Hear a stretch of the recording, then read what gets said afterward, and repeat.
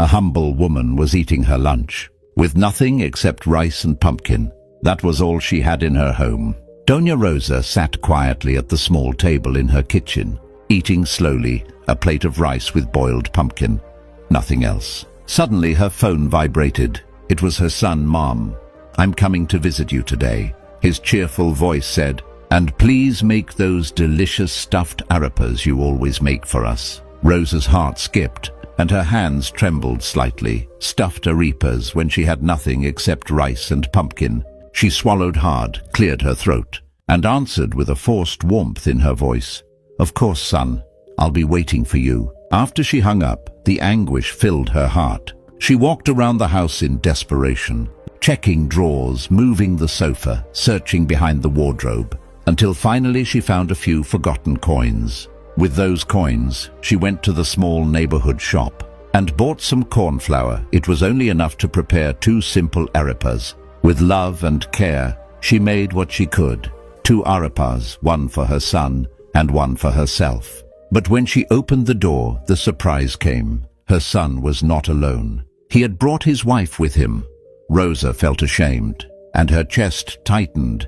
In silence, she served the 2 arepas, one to her son and the other to her daughter-in-law. She did not eat. "Aren't you going to eat, Mom?" Her son asked. "No, son. I'm on a diet. I'll just drink a glass of soda." She poured herself a glass of water and pretended it was soda. Then her daughter-in-law smiled and said, "Oh, Mom, I love soda too. Can you pour me a glass?" Rosa froze, and her hands became sweaty. The words would not come out. Before the embarrassment could grow, her son stood up and said, "Let me get it, Mom." He walked into the kitchen, took a glass, and intentionally dropped it on the floor. The sound of breaking glass echoed through the house. He returned holding the broken pieces and calmly said, "Honey, I dropped the glass and the bottle broke. I'll go to the store and buy another one." He left. And when he came back, he did not return with only soda. He came back with bags full of groceries, bread, meat, rice, beans, oil, and fruit.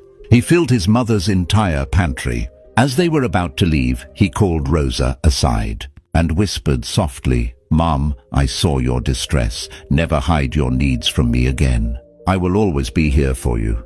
He gently squeezed her hand, and she felt a folded paper. It was a large bill. "Save it for when you need it," he whispered. After he left, Rosa stood there with tears in her eyes. Because true help is like that, without cameras, without announcements, and without humiliation. What is given with love does not need witnesses. Sometimes the purest love is silent. The strongest support is unseen, and the greatest kindness asks for nothing in return. If this story touched your heart, share it with someone you love, and never forget to value the people who stand beside you. Amen.